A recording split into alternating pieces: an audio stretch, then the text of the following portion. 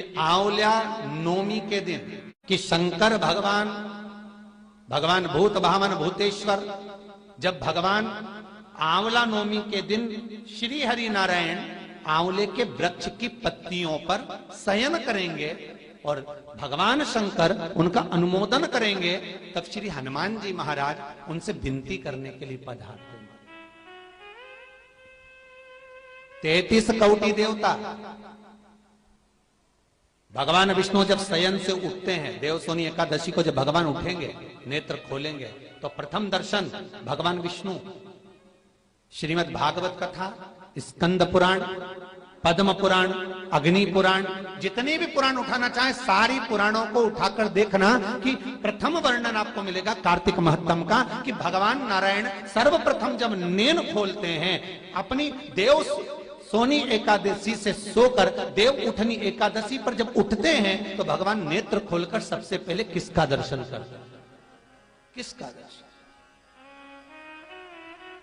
स्कंद पुराण कहती है, विष्णु पुराण कहती है कि भगवान नारायण जब नेत्र खोलते हैं तो खुद की अर्धांगिनी लक्ष्मी भी नहीं, महाराज ब्रह्मा आदिक देवता सब खड़े, पर भगवान नेत्र नहीं खोलते। कब तक? जब भगवान शंकर अपने ही मुख से भगवान श्री हरि का गुणगान नहीं गाते, डमरू का नाद नहीं। जो आंवले के वृक्ष के नीचे दीप दान करेगा शाम के समय पर संध्या काल के अंतर्गत, तो उसके घर में कभी संपदा की कमी ना हो। लक्ष्मी जी ने कहा, प्रभु आपकी आज्ञा है, मैं स्वीकार करता, मैं स्वीकार करता। जितने भी लोग कथा श्रवण कर रहे हैं और जो लोग नहीं सुन पा रहे हो, इस कथा की एक छोटी सी बात जनमानस तक पहुंचाइए कि आंवले के वृक्ष के नीचे आंवला नवमी के दिन शाम के समय दीप दान अवश्य करें, जिससे आपके जीवन में खुशियां समाहित हो, जीवन में आनंद की अनुभूति, जीवन का सुख की बड़ी सुंदर कथा थी।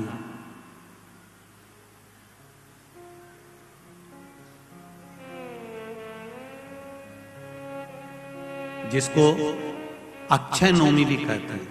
कब है? जम के बोलो जरा। कल। आज गोपाष्टमी है, कल आंवला नवमी है, और आप सबसे निवेदन करूंगा कि आंवला नवमी के दिन शाम के समय पर आंवले के वृक्ष के नीचे घी का दिया लगाकर कनक धारा स्तोत्र का पाठ अवश्य करें। नहीं आता हो तो मोबाइल पे उसको सुने, पर एक बार आंवला नवमी के दिन आंवले के वृक्ष के नीचे कनक धारा स्तोत्र का पाठ चाहे संस्कृत में चाहे हिंदी में करना चाहिए। उससे साल भर लक्ष्मी की कमी नहीं आती और आनंद का अनुभव करो। अपनी मेहनत, अपना परिश्रम, अपना संघर्ष और शंकर पर करा विश्वास तुम्हें तुम्हारी मंजिल तक लेकर जरूर जाए। जरूर महाराज, कोई भी रिजल्ट ये तय नहीं करता कि तुम्हारा आने वाला भविष्य कैसा होगा, फ्यूचर कैसा होगा। कोई भी रिजल्ट ये तय नहीं करता कि आने वाला तुम्हारा फ्यूचर कैसा होगा, तुम्हारा आने वाला भविष्य कैसा होगा, तुम्हारा आने वाला समय कैसा होगा। डिग्री से फ्यूचर का निर्माण नहीं होता।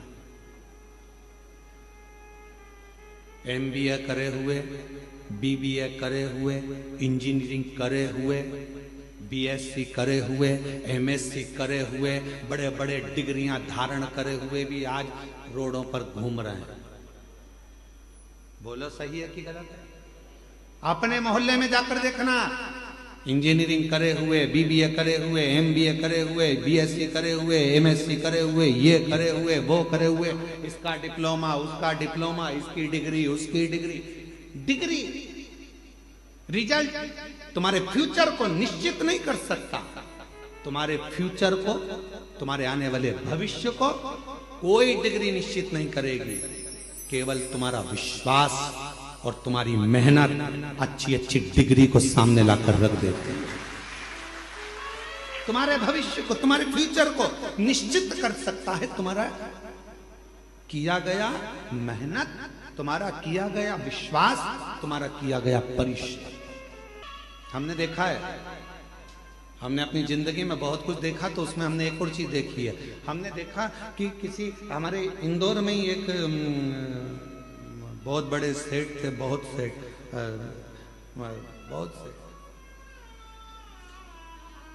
राखोड़ी वाला परिवार, उसमें शंभू दयाल राखोड़ी वाले थे। अब तो वो नहीं है मृत्युलोक में।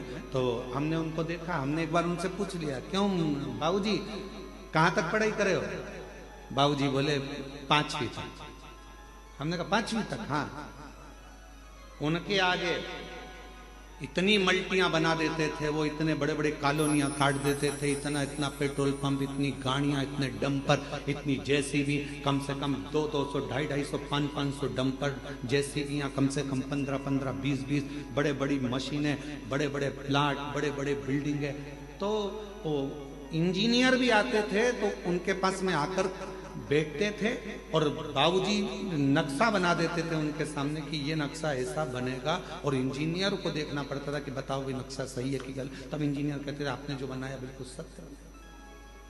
5वीं तक पढ़े थे, डिग्री अपनी जगह पर, रिजल्ट अपनी जगह पर मेहनत अपनी जगह पर। फिर हमने पूछा, क्यों बाबूजी एक बात बताओ कि तुम्हारे नाम के आगे राखोड़ी वाला क्यों लिखा? तो उन्होंने कहा, गुरुजी राख बेचकर मैंने मेहनत करी है, राख बेचता था इसलिए राखोड़ी वाला नाम पड़ गया, राख बेच बेच कर मैं आगे बढ़ता चले गया। अर्थात सारी डिग्री एक साइड, सारी रिजल्ट एक साइड, पर तुम्हारी मेहनत, तुम्हारा संघर्ष, तुम्हारा विश्वास, तुम्हारा परिश्रम तुम्हें 4 चांद लगा सकता है। अब तुमने डिग्री तो ले ली, इंजीनियरिंग की डिग्री तो ले ली, एमबीए की डिग्री ले ली, बीबीए की डिग्री ले ली सारी, पर तुम्हारी मेहनत ही नहीं है, तुम्हारा परिश्रम ही नहीं है, तुम्हारी मालूम पड़े तुम्हारा विश्वास ही नहीं है, तुम कुछ करना ही नहीं चाहते। मेरे पास फाइल रखी है, मैंने इतना पढ़ाई करी, मैंने इतनी डिग्री ली, मैंने इतने डिग्री कब काम आएगी? जब तुम्हारी मेहनत होगी, जब तुम्हारा संघर्ष होगा, जब तुम्हारा परिश्रम होगा, तब वो डिग्री काम करती, तब वो डिग्री सामने आए, फिर उसका फल। हम मेहनत करें ही ना और विचार करें कि मेरे पास सब रखा है, अब तो मेरी जॉब लगना चाहिए, तो जॉब लगने के लिए भी तो मेहनत करना पड़ेगी। जॉब लगने के लिए भी तो तुम्हें परिश्रम करना पड़ेगा, थोड़ा मेहनत करना पड़ेगा, थोड़ा संघर्ष करना पड़ेगा। और मैंने तेरे ही भरोसे बाबा, तेरे ही भरोसे हवा बिच उड़ती जावांगी, बाबा डोर हाथों छड़ी कटी जावांगी, भोले मैं तेरी भजन, शंभो मैं तेरी भजन, हवा बिच उड़ती जावांगी, बाबा डोर हाथों छड़ी कटी जावांगी। थोड़ा सा अहम को खाली कर दो, थोड़ी अलमारी खाली कर दो तो उसमें नया कपड़ा भरा जाए, थोड़ा मसालदानी खाली कर दो तो उसमें नया मसाला भरा जाए, थोड़ा सा गोदाम खाली कर दो तो उसमें नया धान भरा जाए, थोड़ा गोदाम खाली कर दो तो नई सोयाबीन गेहूं भरा जाए। उसी तरह थोड़ा इस मन को भीतर से खाली कर दो तो उसमें यीशु महापुराण की कथा भरा जाए और तुम्हारी जिंदगी साफ। पार्वती जी ने दूसरा प्रश्न किया, क्या मनुष्य के जीवन का विश्वास उसके भीतर की तकलीफों को मिटा सकता है? उसके भीतर के कष्टों को मिटा सकता है? क्यों नहीं? पूरे कुबेरेश्वर धाम में जगह जगह पर लोग बैठे हैं, शिव भक्त बैठे हैं कथा सुनने के लिए। कोई शटरों के अंदर बैठा है, कोई दुकानों के अंदर बैठा है, कोई बिल्डिंग के अंदर बैठा है, कोई गैलरी में बैठा है, कोई गौशाला के अंदर बैठा है, कोई टीन शेड में बैठा है, कोई कहीं बैठा है। आप भी हॉल के अंदर बैठे हो, कोई पन्नी कोई छाता लगा कर बैठा है, और बाकी के सभी शिव भक्त ऑनलाइन अपने अपने घरों में कथा श्रवण कर रहे हैं। जरा पार्वती जी का ये दूसरा प्रश्न का स्मरण करिएगा, क्या विश्वास दुख को मिटा सकता है? क्या विश्वास तकलीफ को समाप्त कर सकता है? क्या विश्वास कष्ट को दूर कर सकता है? शिव जी कहते हैं पार्वती, विश्वास होता ही तब है जब उसका दुख समाप्त होना हो। जिसका दुख समाप्त नहीं होना है, कई लोग आते हैं कैंसर के मरीज हैं, कोई कहता है कि हमारी किडनी खराब हो गई, कोई कहे हमारा लीवर खराब हो गया, कोई न कहा ऐसा हो गया, कोई न कहा वैसा हो गया। कई लोग मिलते हैं, हम जब निकलते हैं तो कई मिल जाते हैं, ऐसा हो गया ऐसा हो गया। हमने सुना है यहाँ पर आने पर लोगों का दुख कट जाता है कुबेरेश्वर धाम पर। हम उनसे कहते हैं कि तुम कहाँ से आई हो? तो कहा माँ से आई। अच्छा, किसके कहने पे आई? तो कहा उन्होंने कहा था ऐसा, तो हम आए। तो हमने कहा उनके वचन पर तुम्हें भरोसा नहीं है क्या? तो कहे है, तभी तो हम यहाँ आए। तो हमने कहा जब उनके वचन पर भरोसा है कि कंकर शंकर की शिला पर जाऊंगी, कंकर शंकर की भूमि पर जाऊंगी, 5 कंकर बीनूंगी, बैठूंगी, पूजन करूंगी, 1 कंकर लेकर अपने घर जाऊंगी, विश्वास के साथ जाऊंगी, दुख मिटेगा। 108 बार श्री शिवाय नमस्तुभ्यम का जप करूंगी, मेरा बाबा मेरी झोली भरेगा। अगर उसके वचन पर तूने विश्वास कर लिया तो निश्चित है कि तेरा दुख तो अपने आप कटना प्रारंभ हो जाएगा। विश्वास जब बढ़ता है तभी तो दुख कटता है।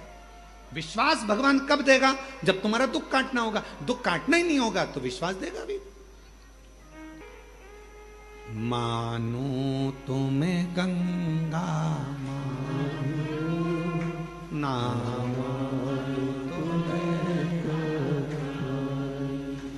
मानो तुम्हें गंगा ना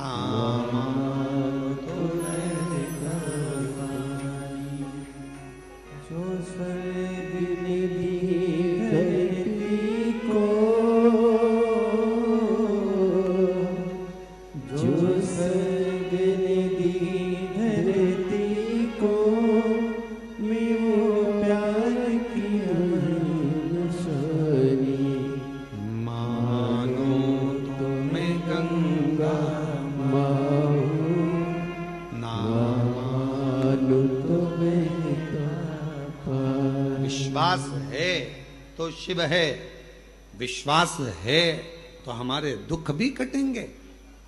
पार्वती जी कह रही हैं क्या विश्वास दुख को मिटा सकता है? विश्वास शिव कह रहे हैं तब आता, क्योंकि विश्वास कौन? रामायण किस किसने पढ़ी? रामचरितमानस, हाथ उठाओ जरा। जिसने रामायण पढ़ी है हाथ उठाओ। सबने पढ़ी है। रामायण में लिखा है शंकर विश्वास रूपिणो। विश्वास कौन? शिव विश्वास। भगवान शंकर का एक नाम विश्वास है। विश्वास, जिस भरोसे के साथ, जिस विश्वास के साथ आप देव अधिदेव महादेव से प्रार्थना करते हो, विनय करते हो, निवेदन करते हो, बाबा उसको स्वीकार करता है, सुनता है। चंद्रदेव पूछ रहे हैं कि शिव सुनेगा कैसे? शंकर जी को कहने के लिए कहाँ जाया जाए? शिव जी से अगर कोई बात कहना है, शंकर भगवान को कुछ बोलना है, शंकर भगवान को यदि कोई बात कहना हो, शिव जी से कुछ कहना हो तो कहाँ जाकर कहें? कहाँ जाकर बोलें? कहाँ प्रार्थना करें? कहाँ विनय करें? देवऋषि नारद जी ने कहा कि तुम जहां बैठो, तुम्हारा जहां मन पड़ जाए वहां बैठकर बालू के शिवलिंग का निर्माण करो, मिट्टी का शिवलिंग बनाओ, पार्थिव शिवलिंग बनाओ। पार्थिव शिवलिंग में बालू में, मिट्टी में कण कण कण कण होते हैं। उन कंकर को जोड़कर, उन कण कण को जोड़कर अपने दिल की बात एक लोटा जल चढ़ाते समय उनसे प्रार्थना करो, विनय करो। ये दुनिया की सबसे बड़ी गलती है कि दुनिया के लोग भगवान को मंदिर में ढूंढने जाते हैं और अपने भीतर नहीं ढूंढते। ये दुनिया की बड़ी विचित्र रीति है। दूर के लोगों से फोन कर कर पूछते हैं चाची जी कैसी हो, और घर में बैठे हुए लोगों से पूछ नहीं पाते हैं कि तुम कैसे हो। ये दुनिया की बड़ी विचित्र रीति है। तीर्थ में भगवान को ढूंढते हैं, मंदिर में भगवान को ढूंढते हैं, पर अपने दिल में परमात्मा को ढूंढ नहीं पाते हैं। वो तुम्हारे भीतर बैठा हुआ है। एक कंकर उठाओगे, हाथ में रखोगे, दिल से उसको पूजोगे, तो कंकर में भी एक ना एक दिन शंकर नजर आएगा और तुम्हारी कामना पूरी करेगा। शायद पूरी दुनिया का एक स्थान है कुबेरेश्वर धाम। पूरे विश्व में केवल एक भूमि है, कंकर शंकर की भूमि कुबेरेश्वर धाम, जहां कंकर को उठाकर शंकर देखा जाता है, जहां कंकर को बीन कर पूजन करी जाती है और कंकर में शंकर को देखा जाता है। और जिस कंकर को आप अपने घर पर लेकर जाते हो, अगर तुम्हारा विश्वास पक्का होता है तो एक ना एक दिन उस कंकर में शंकर के प्रतिबिंब का दर्शन तुम्हें होता जरूर है। यह निश्चित है। पूरे विश्व में एक भूमि है कुबेरेश्वर धाम। इसलिए कभी मौका मिले, तुम्हारे परिवार के लोग, तुम्हारे घर के लोग अगर तुमसे कहें कि मम्मी कहां जाना चाहोगी, पापा कहां जाना है, बहन कहां जाना है, तो एक बार तुम्हारे मुख से निकलना चाहिए कि मुझको एक बार सीहोर कुबेरेश्वर बाबा के धाम ले चल, उस भूमि पर मुझे भी कंकर की पूजन करना, वो भूमि पर मुझको भी लेकर चल, वहां मुझे कंकर शंकर की पूजन करना है। वो साधारण भूमि नहीं है, वो सहज भूमि नहीं है। भूमि पर जो आया है खाली नहीं गया है।